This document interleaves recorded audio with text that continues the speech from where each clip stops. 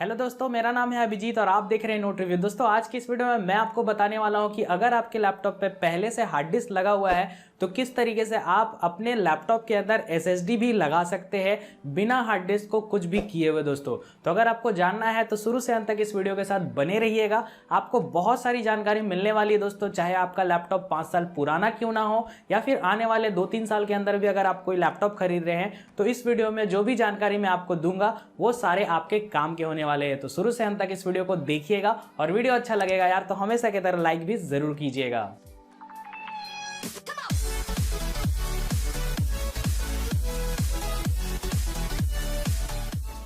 तो सबसे पहले दोस्तों मैं आपको कुछ चीज़ों के बारे में बता देता हूं, क्योंकि रेगुलर बेसिस पे मुझे कमेंट देखने को मिलते हैं, साथ ही साथ आप मुझे इंस्टाग्राम पे मैसेज करते रहते हो। तो मैंने सोचा क्यों ना मैं इसी वीडियो में आपको सारी जानकारी देता हूं। तो हर एक लोगों के पास अलग अलग ब्रांड के लैपटॉप होते हैं, उनका जो बनावट होता है वो भी थोड़ा सा डिफरेंट होता है। किसी में हार्ड डिस्क होता है, किसी में आपको एसएसडी मिलता है, किसी में डीवीडी स्लॉट होता है, किसी में नहीं भी होता है, किसी में M.2 का स्लॉट होता है। तो ऐसे में लोगों को बहुत ज़्यादा कन्फ्यूजन होता है। तो मैं हर एक सेगमेंट को ध्यान में रखते हुए उसे पहले कैटेगराइज करता हूं। तो कई सारे लैपटॉप ऐसे होते हैं जहां पर पहले से आपको हार्ड डिस्क लगा हुआ मिलता है, साथ ही साथ दोस्तों वहां पर डेडिकेटेड आपको डीवीडी का स्लॉट भी देखने को मिलता है। तो ये कैटेगरी नंबर 1 हुआ। दूसरा कैटेगरी एक ऐसा कैटेगरी होता है जहां पर आपको हार्ड डिस्क भी लगा होता है, लेकिन दोस्तों वहां पर जो डीवीडी आपको मिलता है वो डमी स्लॉट के साथ आता है, यानी कि कोई भी डीवीडी का स्लॉट अंदर होता ही नहीं है, बस केवल आपको डमी सा एक पैनल दे दिया जाता है जिसपे आप चाहो तो फ्यूचर पे ऐड कर सकते हैं, जो कि कई सारे लेनोवो के लैपटॉप में आपको देखने को मिलता है। अब नेक्स्ट अगर आप थर्ड कैटेगरी में लाइक करते हैं जहां पर आपके लैपटॉप के अंदर M.2 का स्लॉट का ऑप्शन मिल जाता है, तो उसके लिए दोस्तों आपको M.2 का स्लॉट वाला एसएसडी अलग से खरीदना पड़ेगा, जो कि थोड़ा सा डिफरेंट दिखता है, जो कि मैंने आपको इस वीडियो में दिखाया। तो ये बेसिकली आपको एक रैम के स्टिक जैसा दिखता है और इसका प्राइस भी थोड़ा सा अलग होता है। इसमें भी 2 अलग अलग तरीके के आते हैं। तो आप अपने लैपटॉप के रिक्वायरमेंट के हिसाब से देखना, उसके स्पेसिफिकेशन के हिसाब से देखना, आपको जानकारी मिल जाएगी। यूजर मैनुअल के अंदर ये सब लिखा रहता है, तो उसको आपको ऑर्डर करना होगा। और इसे लगाने के लिए दोस्तों आपको अपने लैपटॉप के बैक पैनल को ओपन करना होगा। मैक्सिमम लैपटॉप में बैक पैनल ओपन किया जाता है, उसके बाद ही ये चीज को आप लगा सकते हैं। तो यहां पर बात आ जाती है वारंटी वाली बात, तो इसके बारे में मैं आपको वीडियो में आगे बताऊंगा। और जो चौथा चीज है दोस्तों वो है, अगर आपके लैपटॉप पे केवल हार्ड डिस्क का ऑप्शन मिलता है, यहां पर अगर आपके M.2 स्लॉट नहीं दिए गए हैं, ना ही वहां पर दोस्तों आपको कोई भी डीवीडी का स्लॉट दिया गया है, ना ही डमी वाला, तो उस केस में दोस्तों आपको अपने हार्ड डिस्क को रिप्लेस करना होगा, एसएसडी को इंस्टॉल करना होगा। जो हार्ड डिस्क आपको मिलता है उसे आपको अलग सा एक कैबिनेट मंगाना होगा और उसको एक्सटर्नली यूज करना होगा। आप दोनों चीज को एक साथ अपने लैपटॉप के अंदर नहीं लगा सकते, क्योंकि वहां पर स्लॉटिंग का ऑप्शन नहीं है। तो किस तरीके से आप लगाओगे? तो यही 3-4 कैटेगरी होते हैं दोस्तों एसएसडी लगाने के लिए। और इन केस अगर आपका लैपटॉप में कोई भी होगा तो इस वीडियो के जरिए आपको आइडिया लग गया होगा। आप पहले देख लेना कौन सा कैटेगरी पे आप लाइक करते हैं। तो सबसे पहले दोस्तों मैं आपको अपने माई पीसी में ले जा करके दिखाता हूं। तो यहाँ पर आप देख सकते हैं ये जो 3 आपको पार्टीशन दिख रहा है वो मेरा हार्ड डिस्क का है, और जो यहाँ पर आपको अलग सा ड्राइव दिख रहा है वो मेरा डीवीडी का स्लॉट है। तो बेसिकली मेरे लैपटॉप के अंदर पहले से एक डेडिकेटेड डीवीडी है, जिसपे मैं अगर आपको डबल क्लिक करके आपको दिखाता हूं दोस्तों, तो आप देख सकते हैं कि मेरा डीवीडी बाहर की तरफ निकल जाता है। तो इसे फिलहाल मैं चेंज करूंगा, यहीं पर मैं एक कैडी लगाऊंगा और उसके अंदर दोस्तों एसएसडी भी लगाऊंगा। तो चलिए इन सब चीज़ों को मैं फिलहाल कट कर देता हूं। तो सबसे पहले आपको मैं दिखा देता हूं किन किन चीज़ों का हमें ज़रूरत पड़ेगा। तो सबसे पहला है दोस्तों एक एसएसडी, जो भी आप चाहते हैं खरीदना आप खरीद सकते हैं। WD का ग्रीन हम फिलहाल यूज़ करना चाहते हैं, यहाँ पर 120 GB का हमने एसएसडी लगाया है।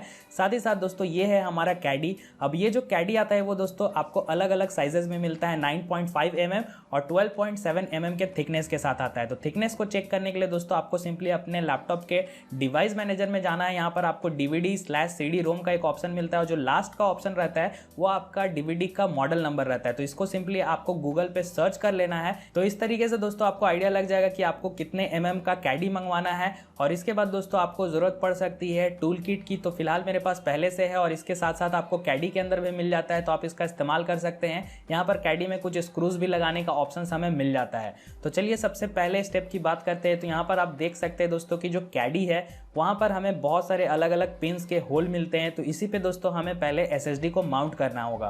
तो यहाँ पर आप देख सकते हैं कि एसएसडी में सिमिलर टाइप के यहाँ पर पिंस मिलते हैं। तो सिंपली आपको स्लाइड कर देना है और उसके बाद दोस्तों जो हमें स्क्रू मिला है उसे हमें अच्छे तरीके से लगा देना है। लगाने के बाद दोस्तों आप देख सकते हैं कि ये बाहर की तरफ नहीं निकल रहा है, काफ़ी अच्छे तरीके से टाइट हो गया है। और यहाँ पर दोस्तों जो ब्लैक कलर का स्ट्रैप मिलता है उसे हमें बाहर निकाल देना है, क्योंकि जो लैपटॉप के अंदर पहले से लगा हुआ है डीवीडी, उसका जो हमें ब्लैक कलर का स्ट्रैप मिलेगा उसे हमें यहाँ पर लगाना होगा। तो इसे निकालने के लिए दोस्तों यहाँ पर से जो पिन मिलता है उसे आप थोड़ा सा नीचे की तरफ प्रेस कीजिएगा और उसके बाद थोड़ा सा आप अच्छे तरीके से निकालोगे, ये काफ़ी आसानी से निकल जाएगा। और उसके बाद आपको अपने लैपटॉप को पलट लेना है और नीचे कुछ अच्छा सा सॉफ्ट कुशन टाइप का कुछ भी रख लेना ताकि स्क्रैचेस ना लगे, क्योंकि ये हमारा लैपटॉप बिल्कुल नया है। और यहाँ पर दोस्तों एक स्क्रू मिलता है, उसे हमें सिंपली खोल देना है और उसके बाद दोस्तों इस तरीके से आप स्लाइड करोगे तो आपका डीवीडी का स्लॉट बाहर निकल जाएगा। इनकेस ये डमी वाला रहेगा तो वो डमी पोर्शन आपका बाहर निकल जाएगा। और यहाँ पर दोस्तों आप देख सकते हैं कि अगर मैं कैडी को और डीवीडी स्लॉट को सामने रखता हूं तो दोनों एक जैसे लगते हैं,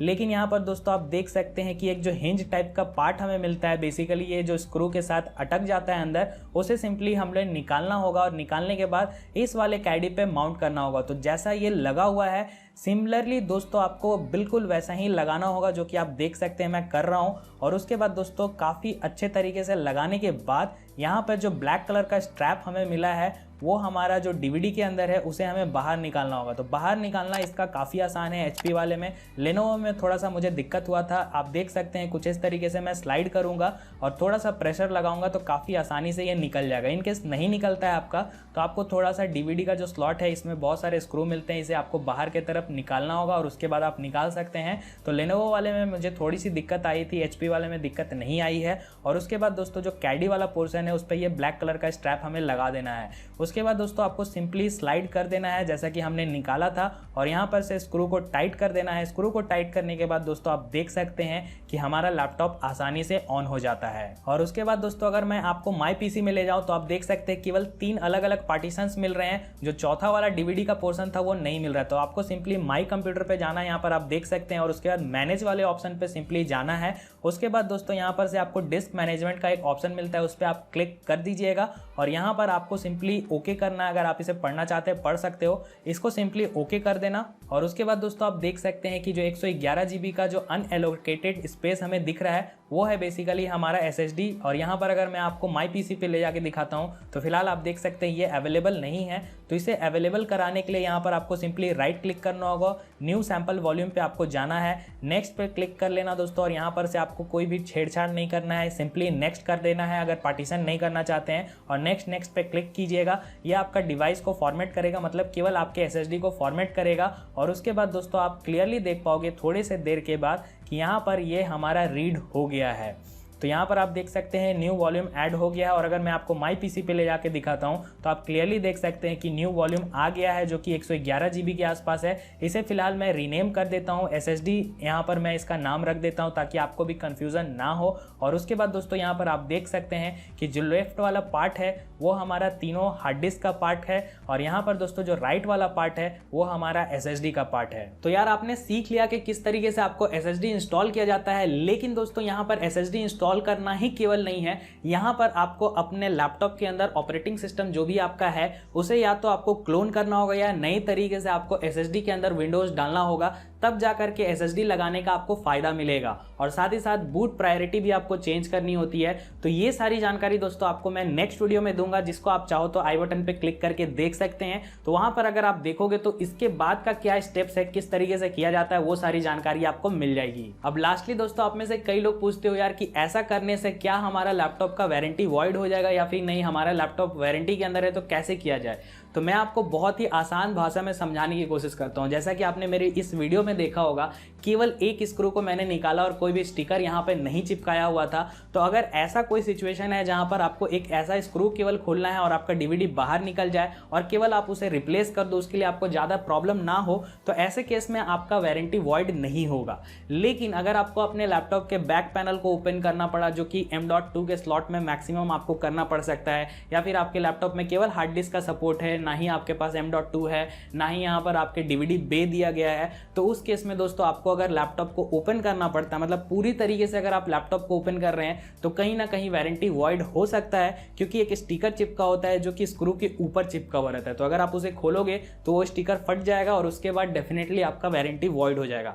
तो इस केस में अगर आपको अपग्रेड करना है और वारंटी है, तो मैं आपको सजेस्ट करता हूं कि कोई भी सर्विस सेंटर पे जाओ जो कि ऑथराइज्ड हो और वहां पर से ये सब चीज कराओ। थोड़ा सा पैसा ज्यादा लगेगा लेकिन वारंटी आपका बचा रहेगा। और इनकेस वारंटी खत्म हो गया है तब तो यार घबराओ मत, बहुत सारे वीडियोस आपको मेरे चैनल पे मिल जाएंगे किस तरीके से अपडेट किया जाता है, वो सब देख लेना और आपको सब कुछ पता चल जाएगा। तो मैं उम्मीद करूंगा दोस्तों कि इस वीडियो के जरिए आपको बहुत कुछ जानने को मिल गया होगा। अगर वीडियो अच्छा लगा होगा तो लाइक करना, शेयर करना अपने उन दोस्तों के साथ जिनको इस टॉपिक के लिए जानना जरूरी है। साथ ही साथ दोस्तों अगर आपको लैपटॉप खरीदना है, हार्ड डिस्क खरीदना है या फिर कुछ भी खरीदना है तो सारे बेस्ट बाय लिंक आपको नीचे डिस्क्रिप्शन बॉक्स में मिल जाएंगे, आप उसका इस्तेमाल कीजिए। डाउट होता है तो कमेंट कीजिए या फिर मुझे पर्सनली इंस्टाग्राम पे पूछ लीजिएगा, और चैनल पे नए होंगे तो सब्सक्राइब करके बेल नोटिफिकेशन प्रेस करना नहीं भूलिएगा। तो मैं हूं आपका दोस्त अभिजीत, मिलता हूं आपसे नेक्स्ट वीडियो में। Thanks a lot for watching.